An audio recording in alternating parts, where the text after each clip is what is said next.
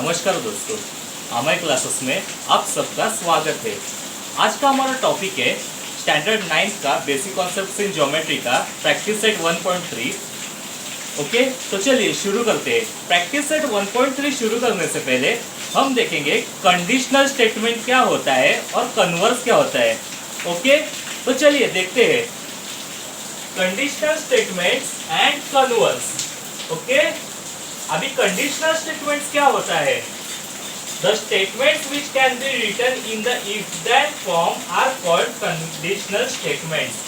यानी जो स्टेटमेंट्स हम इफ और देन के फॉर्म में लिखते हैं उसे हम बोलते हैं कंडीशनल स्टेटमेंट्स। जो स्टेटमेंट्स हम इफ और देन के फॉर्म में लिखते हैं उसे हम बोलते हैं कंडीशनल स्टेटमेंट्स। इफ यानी अगर, देन यानी तब, यानी अगर कोई चीज ऐसा है तब वो चीज वैसा है, अगर कोई चीज ऐसा है तब वो चीज वैसा है, यानी एक कंडीशन फॉर्म होती है इससे, इसलिए इसे बोला जाता है कंडीशनल स्टेटमेंट्स। अभी मैं आपको एक एग्जांपल देता हूँ, तो चलिए देखते हैं एग्जांपल।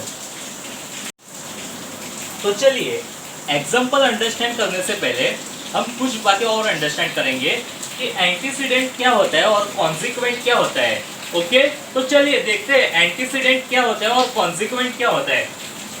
अभी the part of the statement following if is called the antecedent and the part following then is called the consequent. अभी यहाँ पे क्या कहा है हमें? The part of the statement following if is called the antecedent. यानी अगर कोई स्टेटमेंट इफ के बाद और देन से पहले आता है तो उसे हम बोलते हैं एंटीसीडेंट।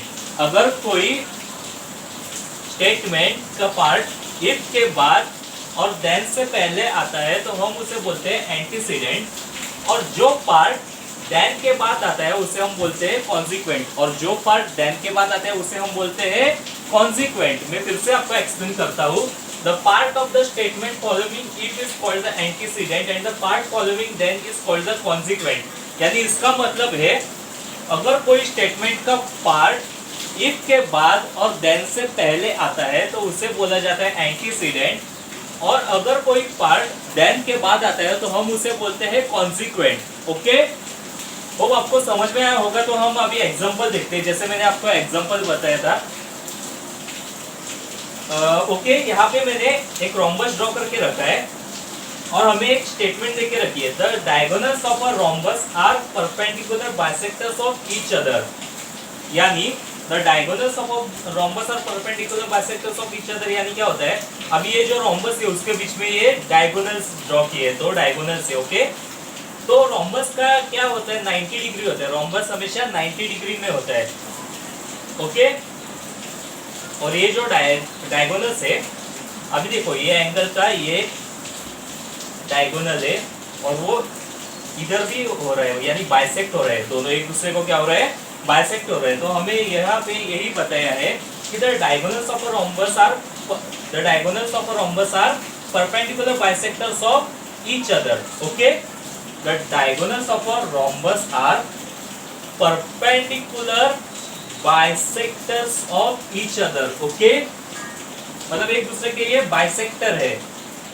तो अब हमें क्या करना है? इसे कंडीशनल स्टेटमेंट में चेंज करना है। हमें इसे कंडीशनल स्टेटमेंट में चेंज करना है। तो कंडीशनल स्टेटमेंट कैसे होता है? इफ और देन, यानी अगर कुछ चीज ऐसी है तो वो चीज वैसी है, जैसे मैंने आपको बताया था। ओके, जब कंडीशनल स्टेटमेंट एक्सप्लेन कर रहा था तब मैंने आपको बताया था कि इफ और देन क्या होता है। इफ यानी अगर और देन यानी तब, मतलब अगर कोई चीज ऐसी है तब वो चीज वैसी है। यानी अभी इधर हमें देखे रहना था diagonals of a rhombus are perpendicular bisectors of each other. तो हम इसे कंडीशनल स्टेटमेंट में कैसे चेंज करेंगे? अभी रोम्बस क्या होता है? रोम्बस के कितने साइड्स होते हैं? 4 साइड्स होते हैं। रोम्बस के 4 साइड से फॉर्म होता है रोम्बस। तो रोम्बस क्या है? क्वाड्रिलेटरल है, यानी क्वाड्रिलेटरल यानी 4 साइड्स। ओके, तो हम ऐसे लिख सकते हैं, if the given quadrilateral is a rhombus. अगर कोई गिवन क्वाड्रिलेटरल रोम्बस है, then its diagonals are perpendicular bisector of each other.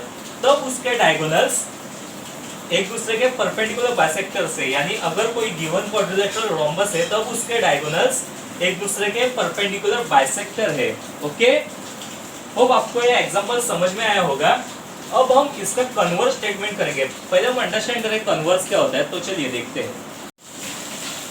Okay, अभी कन्वर्स क्या होता है वो हम देखेंगे। If the antecedent and consequent in a given conditional statement are interchange, the resulting statement is called the converse of the given statement. यानी जो हमें कंडीशनल स्टेटमेंट दिया है उसमें अगर एंटीसीडेंट और कॉन्सिक्वेंट में इंटरचेंज हो गया, मतलब एंटीसीडेंट और कॉन्सिक्वेंट में चेंज हो गया, इंटरचेंज यानी अभी जैसा इफ देन हम बोलते हैं उसमें कुछ चेंजेस हो गए, the resulting statement is called the converse of the given statement. The resulting statement is called the converse of the given statement. फिर से एक बार बता दो, अगर कंडीशनल स्टेटमेंट में एंटीसीडेंट और कॉन्सिक्वेंट में कोई इंटरचेंज हो गए तो जो हमें स्टेटमेंट मिलता है वो हो जाएगा कंडीशनल स्टेटमेंट का कन्वर्स हो जाएगा। ओके, तो चलिए हम एग्जांपल देखते हैं।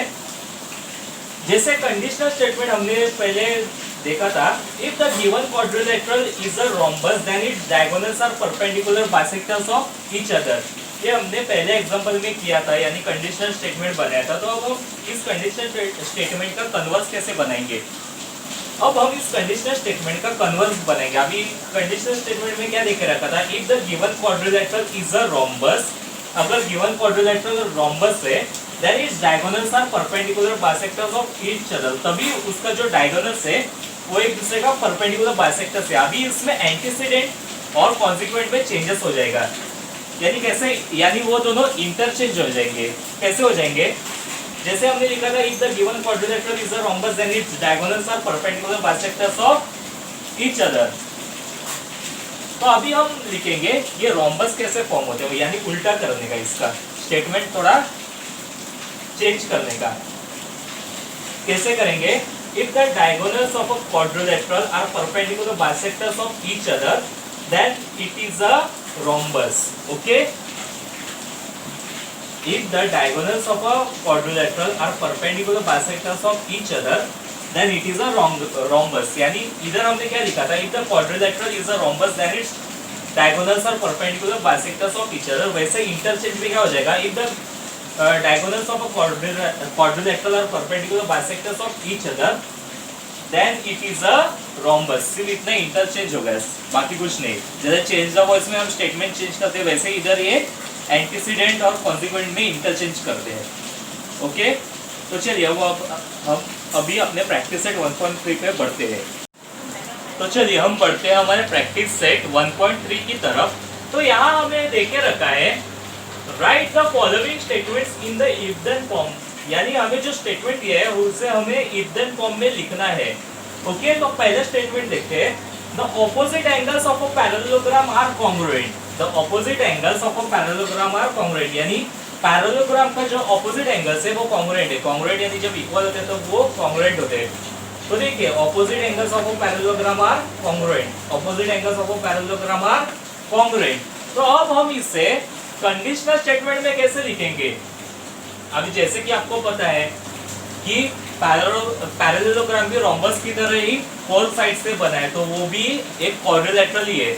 तो हम इसे ऐसे लिख सकते हैं, if a quadrilateral is a parallelogram, if a quadrilateral is a parallelogram then opposite angles of that are congruent, opposite angles of that quadrilateral are congruent. फिर से एक बार बताता हूँ, यहाँ पे हमें देख रखा है the opposite angles of a parallelogram are congruent. और जैसे कि आप सबको पता है कि पैरेललोग्राम क्या होता है, क्वाड्रिलेटरल होता है। तो हम ऐसे लिख सकते हैं, if a quadrilateral is a parallelogram then opposite angles of that quadrilateral are congruent. Okay, hope आपको फर्स्ट स्टेटमेंट समझ में आई होगी। तो हम बढ़ते हैं हमारे सेकंड स्टेटमेंट की तरफ। यहाँ पे हमें देख रखा है the diagonals of a rectangle are congruent, यानी ये जो डायगोनल्स है, ये रेक्टेंगल है, इसके जो डायगोनल्स है वो कैसे है, कॉन्ग्रुएंट है। तो हम इसे कैसे लिख सकते हैं, अभी जैसे रेक्टेंगल भी फोर साइड से बना है, जो फोर साइड से बनते हैं उसे हम बोलते हैं क्वाड्रिलेटरल। तो हम लिख सकते हैं if a quadrilateral is a rectangle, if a quadrilateral is a rectangle then diagonals of a then diagonals are congruent, sorry then diagonals are congruent। Okay, फिर से एक बार आपको बता दूं, the diagonals of a rectangle are congruent. अभी यहाँ पे हमें देख रखा है रेक्टेंगल, और रेक्टेंगल के जो दो डायगोनल्स है वो कैसे है, कॉन्ग्रुएंट है। अभी रेक्टेंगल क्या होता है, क्वाड्रिलेटरल, क्योंकि कोई भी चीज फोर साइड से बनती है उसे हम क्वाड्रिलेटरल बोलते हैं। ओके, तो हम ऐसे लिख सकते हैं, if a quadrilateral is a rectangle then diagonals are congruent. Okay, if a quadrilateral is a rectangle then diagonals are congruent. Okay, हो आपको ये दोनों समझ में आया होगा। हम बढ़ते हैं हमारी थर्ड स्टेटमेंट की तरफ।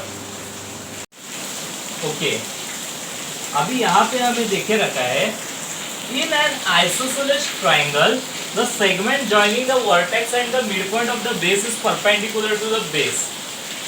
Okay, यानी आइसोसेलेस ट्रायंगल में जो सेगमेंट वर्टेक्स को जॉइंट कर रहा है और जो मिड पॉइंट है बेस का, वो दोनों परपेंडिकुलर है। मतलब वर्टेक्स से जो सेगमेंट जॉइंट हो रहा है वो बेस को परपेंडिकुलर है आइसोसेलेस ट्रायंगल में। ये ट्रायंगल जो मैं ड्रॉ किया वो है isosceles triangle. Okay, isosceles triangle में जो सेगमेंट, ये जो सेगमेंट है ये वर्टेक्स को जॉइंट कर रहा है और मिड पॉइंट को जॉइंट कर रहा है, बेस के मिड पॉइंट को जॉइंट कर रहा है, तो वो इसे परपेंडिकुलर, बेस को क्या है, ये सेगमेंट परपेंडिकुलर है। तो हम इसे कैसे लिख सकते हैं, if a triangle is an isosceles, अगर ट्रायंगल आइसोसेलेस है, then segment joining vertex of a triangle and midpoint of the base is perpendicular to the base. Okay, यानी इधर हमें देखे रखा था स्टेटमेंट में, in an isosceles triangle the segment joining the vertex and the midpoint of the base is perpendicular to the base. तो हम इसे ऐसे लिख सकते हैं, अगर ट्रायंगल आइसोसेलेस है, ओके, तब सेगमेंट जो ट्रायंगल के वर्टेक्स को और बेस के मिडपॉइंट को जॉइंट कर रहा है वो बेस को परपेंडिकुलर है। यानी if a triangle is an isosceles then the segment joining vertex of a triangle and midpoint of the base is perpendicular to the base. Okay, तो हमारा कंडीशनल स्टेटमेंट यहाँ पे खत्म होता है। अभी हम कंडीशनल स्टेटमेंट को कन्वर्स में कैसे कन्वर्ट करते हैं वो देखेंगे। तो सेकंड क्वेश्चन है हमारा, right converses of the following statements. Okay, यानी कौन से भी स्टेटमेंट को, कंडीशनली नहीं, ऐसा कौन सा भी स्टेटमेंट को। Okay, the alternate angles formed by two parallel lines and the transversal are congruent. यहाँ पे हमें देख रखा है, the alternate angles formed by two parallel lines and the transversal are congruent. यानी ये जो एंगल्स है वो अल्टरनेट एंगल्स है, वो कैसे फॉर्म हो गए, दो पैरेलल लाइंस से और उनके ट्रांसवर्सल से, और वो कैसे है, कॉन्ग्रुएंट है, और वो कैसे है, कॉन्ग्रुएंट है। The alternate angles, the alternate angles, alternate यानी zigzag, देखो ये एक एंगल हो गया और ये एक एंगल हो गया। The alternate angles formed by two parallel lines and their transversal, the alternate angles formed by two parallel lines, और ये जो बीच में वो ट्रांसवर्सल है, and the transversal are congruent। तो हम कैसे लिख सकते हैं, if two parallel lines are intersected by transversal, यानी अगर ये दो पैरेलल लाइंस अगर इंटरसेक्ट हो गए ट्रांसवर्सल से, इंटरसेक्ट यानी डिवाइड हो गए ट्रांसवर्सल से, देखो ये दो पैरेलल लाइन से, पर इन्हें कौन डिवाइड कर रहा है, ट्रांसवर्सल, डिवाइड यानी इंटरसेक्ट कर रहे हैं ट्रांसवर्सल।